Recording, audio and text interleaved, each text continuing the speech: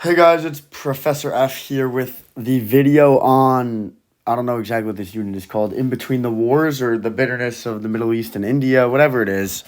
I didn't really have much time to make a slideshow today, so I'm just going to write down maybe like some of the key words throughout. So I'm sorry I don't have like pictures. But let me turn this off low power mode. I'm sorry. Okay, I don't know how to do that, whatever.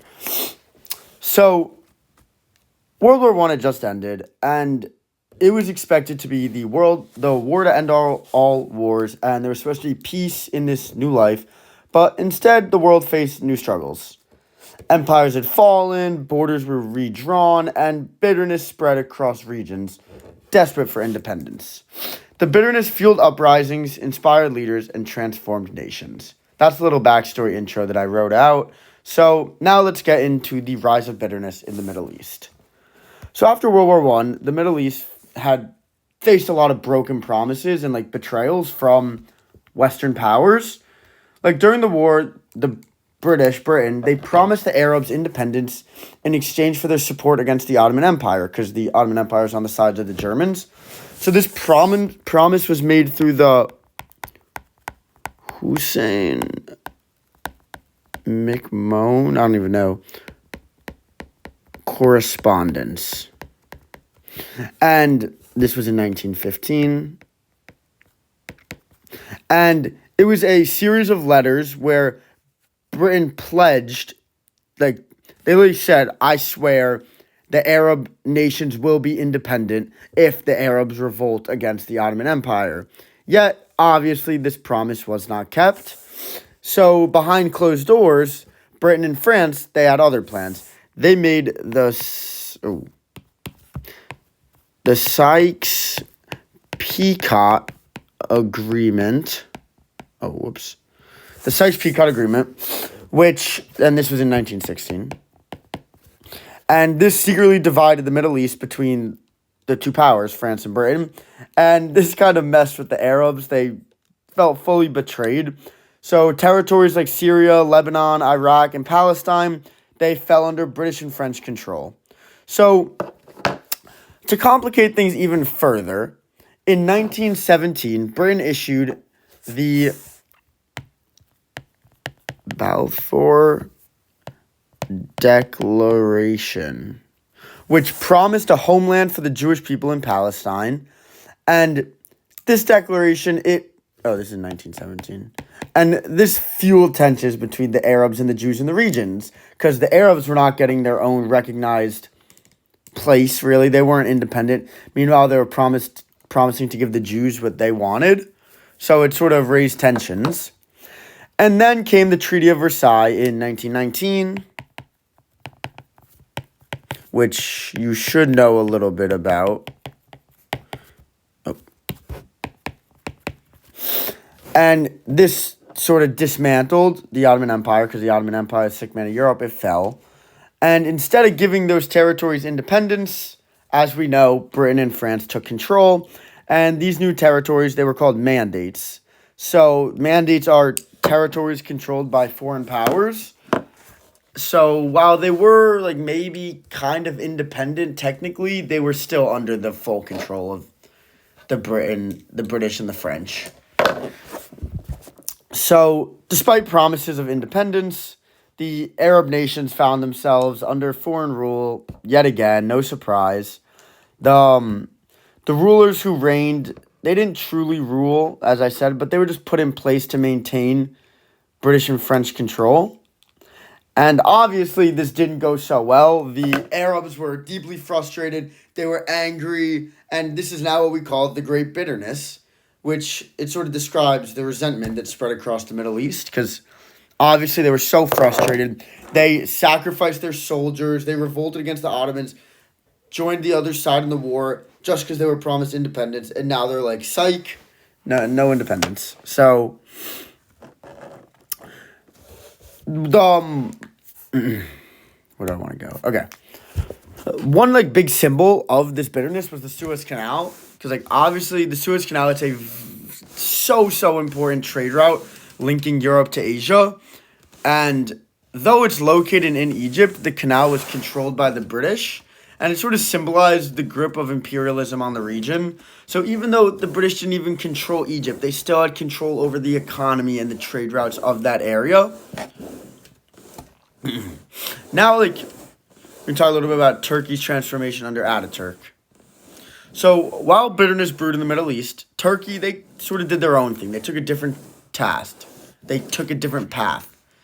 Thanks to Mustafa Kemal Ataturk, otherwise just known as Ataturk, the father of modern Turkey, once the Ottoman Empire fell, he believed that Turkey needed to embrace modern ideas to survive, and obviously he was right. Ataturk, he modernized Turkey in so many ways. He transformed Turkey into a secular state, separating religion from government. Okay. He introduced reformism, which modernized education, law, clothing. He made the surname laws where everyone had surnames now. He modernized, he said anyone could wear certain clothing. He encouraged statism, where the government played a strong role in economic development. So, I don't know if you remember laissez-faire capitalism, where it was fully hands-off. It's the opposite of that. And lastly, he enforced Turkification, similar to Russification, which aimed to create a unified Turkish identity. And he sort of made Turkish people adapt to their language, culture, whether they wanted to or not. But Ataturk was pretty good, to be honest. I mean, he introduced a lot of progressive social reforms that were sort of ahead of his time. He outlawed veils, he banned the fez, and he granted women much more rights, which was pretty big at the time. He gave them the right to vote, and he banned polygamy, which I just need to look up what that is. Having multiple spouses simultaneously, I knew that. So he basically said, if you're married, you're married. He used a Latin-based alphabet to replace the traditional Arabic one, and he just made Turkey adapt to these Western ideas, and it helped them develop, honestly. Let me just make sure I'm not leaving anything out.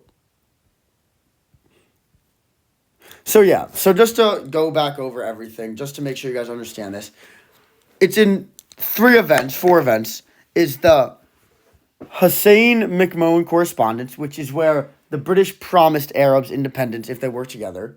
So they agreed. Then came the Sykes-Picot Agreement, which was behind the Arabs' back, which said, we're not giving them independence. France, me and you, we're going to take it all. We're going to split it up. We're just gonna rain all the benefits from all this oil and all the other resources they had. And then the Balfour Declaration, which said, on top of ditching the Arabs, we're actually going to help the Jews find their own religious country that they could have independently. So it was just a lot of stabs in the back for that. Then came, where do I want to go?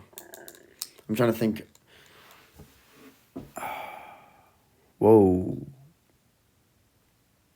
Let me define some of these. Okay, just so you know, Zionism is Jewish nationalism. Pan-Arabism is Arab nationalism. So obviously there was a lot of both of those in these Arab nations, and that's sort of what raised tensions. It made it very hard for all of these Arab nations to all be under the control of Britain and France. They needed independence because they needed to split up based on religion, based on culture, so they could all live lives peacefully and not really be up each other's necks. And then, as we know, that didn't happen because the mandates happened and all that. So then, let's just move on to Turkey, just so I recap. They modernized. I forgot to talk about the Armenian genocide. So the Armenian genocide is where the Turkish still deny it to this day, but it's where the Turkish, honestly, they just slaughtered a lot of Armenians. They used them as a scapegoat, sort of like the Holocaust to the Jews, but this was to the Armenians. I don't remember exactly why. Let me look up why. But the independent Turkey was created. Oh, this is not coming up. Okay. So, give me 1 second, guys. So, yeah. The Armenian genocide, it was... All right, let's see what chat said. Because I don't really remember. So, it just says that Armenians who were predominantly Christian might align with the empire's enemies, particularly Russia, And the Ottoman Empire was a Muslim majority state, so the Christian Armenians, they didn't get along with the Ottomans, so they faced discrimination for years. And then during World War One, the Ottoman Empire was fighting on multiple fronts, and the Ottomans claimed that the Armenians were collaborating with the Russians, their wartime enemy. So the Young Turk government sought to create a unified Turkish state, and their nationalist agenda, it targeted these minority groups like the Armenians, the Greeks, the people that failed to convert to the Turkification. They obviously faced consequences, which was the Armenian genocide. So Turkey was created. Ataturk was there. He modernized it. He made it secular. All of that stuff I just went over. And yeah, he did a lot for Turkey, which was great. Okay, now on to India. So while the Middle East and Turkey fought through conflict and reform, India struggled, their struggle for independence, they took a fully different approach. As we saw, Turkey knew that they had to modernize. The Arabs tried to fight for their independence, but India, they did something weird. They, instead of modernizing, they went back to their roots. They wanted to remember where they came from, what their traditions are, what their cultures are. They felt that they were becoming too westernized, and they didn't like that. So this was led by Mahatma Gandhi, and his fight was built on peace, not violence. He wanted nothing to do with violence. So at like the heart of his movement was Satyagraha. For those of you who don't know what it means, Satyagraha is basically, it's like hard to describe. It's the thing that was hard to describe. It's like non-violent resistance, but like you're okay with the punishment. It's like you're just ready to get punched and you're just going to take it and you're fine with it. And it encouraged Indians to like defy the unjust British laws, but not violently through peaceful protests. Like how they said they couldn't weave their own clothes or they couldn't make their own salt. This was all, okay, I'm going to go back a little bit. The British, as we know, India was the crown in the jewel in the crown. India gave them a lot of money. They reaped the benefits from India. They made it so India cannot produce their own stuff anymore, yet they had to buy. They produced stuff in India. It went to Britain, and then if they wanted it, they had to buy it back at a higher price. So Britain was making a lot of money, and they were making sure that the Indian people weren't producing for themselves by these unjust laws. So the civil disobedience, which is another term, that it's the same thing. It's sort of just it's disobeying civilly. So they disobeyed these unjust laws by, what was it? It was the burning of the cloth and the Salt March. So the burning of the foreign cloth is where like they took foreign cloth, they burned it, and they started making their own clothing. Gandhi actually made his own clothing for himself to sort of... Gandhi was very good because most war generals, they just sit and they watch as these soldiers go to war. But Gandhi, he was there with them. He was going to jail with them. He was doing the hunger strikes with them. He wasn't just telling them what to do. He was doing it himself, which is what makes him such a powerful figure. So Gandhi believed that Indians needed to embrace their culture, obviously, and reject the British goods. So he encouraged everybody to spin their own cloths with the spinning wheel, which produced fabric called khadar. These are all, I'm just saying this because these are terms that are on the sheet. And Gandhi, he famously urged them to burn the foreign cloth. And that was honestly, it was a powerful form of resistance because the British textile industry dominated, but this form of resistance, it sort of gave them a wake-up call that they had to do something.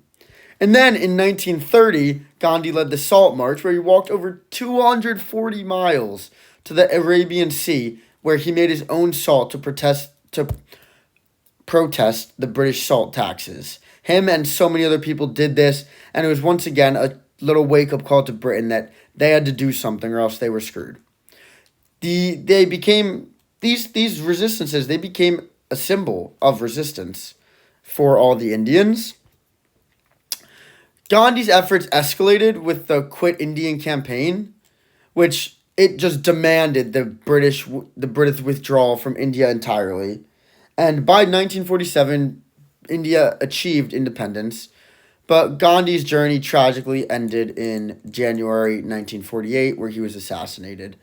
So a little bit after, when Gandhi was still alive and India was independent, he wanted everyone in India to be one united Indian state, whether you were Hindu, whether you were Islamic, whether you were Buddhist, whether you were Jewish, whether you were Christian. He did not care. If you were Indian, you were Indian, and he wanted to have one united Indian state. A lot of people did not agree with that, and that's a flaw of Gandhi. Sometimes you could say he was a little bit selfish and didn't really look at what the people wanted.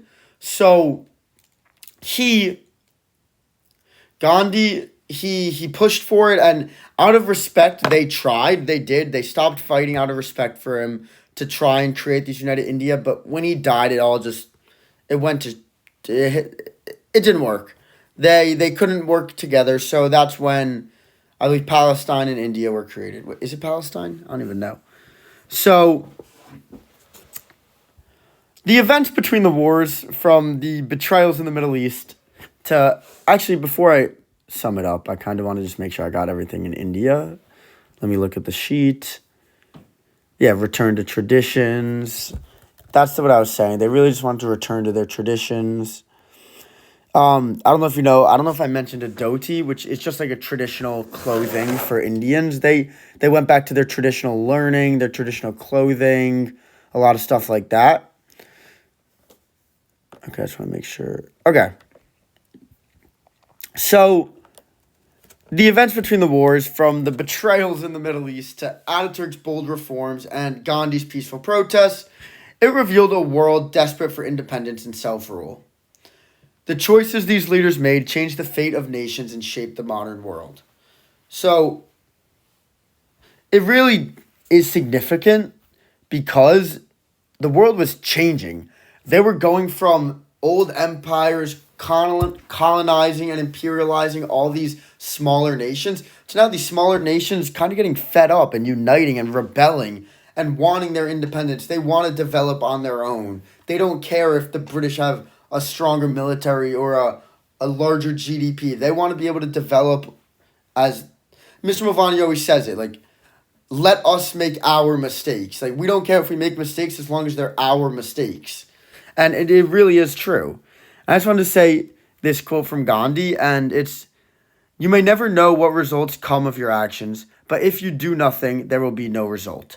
And it's really just a huge symbol for this whole unit, honestly. You have no idea what's going to happen with these peaceful protests, violent protests, these modernizations, but if you don't try, you will never find out. So let's see if there's any questions on the sheet that I could ask you guys. Okay, yeah, let's see the essential questions. So how did the Great Bitterness emerge in the Middle East? I'm going to hide the answer there. I'll give it a few seconds. So the Great Bitterness emerged in the Middle East because of right here, the Hussein-McMahon Correspondence, which promised Arabs independence. And then a year later, the Sykes-Picot Agreement, which then said the Arabs aren't getting independence, and this was behind their back. And then eventually the Balfour Declaration, which promised the Jews their own independent state. This caused a bitterness where the Arabs were, honestly, they were fuming. They were so mad at the British and the French because it was really messed up. And then the next question, how did Ataturk develop Turkey into a modern nation?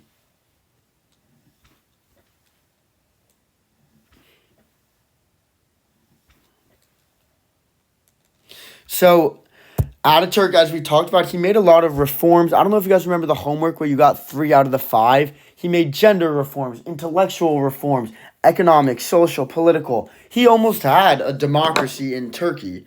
He modernized them to Western ways, whether it was industrially or using Latin as a language. He just helped to modernize Turkey. He made them a secular state, so people were free to pick their religion. Even though there was Turkification, the religion was separate. Like, they didn't follow Sharia law anymore, which is the religious law of the Islams. And they outlawed polygamy. They gave women's rights. He did a lot of good for Turkey. And now the next question. How did Gandhi help India win independence from Britain? This is a pretty, there's more than one answer here. So I'll give you a minute.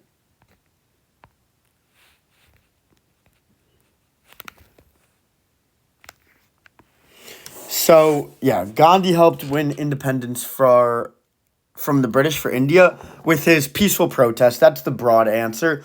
But these peaceful protests were the Salt March, the burning of the foreign cloth, satyagraha, civil disobedience, all these terms we went over where Gandhi sort of rebelled against the British in this unique way where it just looked dumb because the British were punishing them and they were just doing nothing about it. They were just taking the punishment and it made the British look weird. But then there's another side to this story. Some people say that with or without Gandhi, the British would have given up independence to them because people were sort of fading away from colonialism and industrialism and imperialism, as I was saying. So some people say it was an event that was bound to happen, but some people say that Gandhi's the reason for it. So it's however you interpret it. Next question. What were Gandhi's beliefs?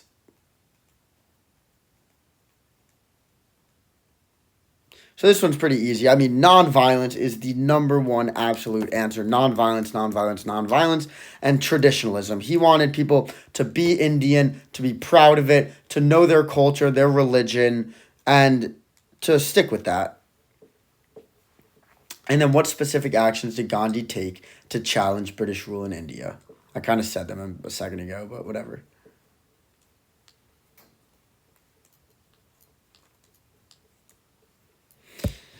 He held the Salt March, which he got so many people and walked like 400 miles to create their own salt on the Arabian Sea. Is that what it was? The Arabian Sea?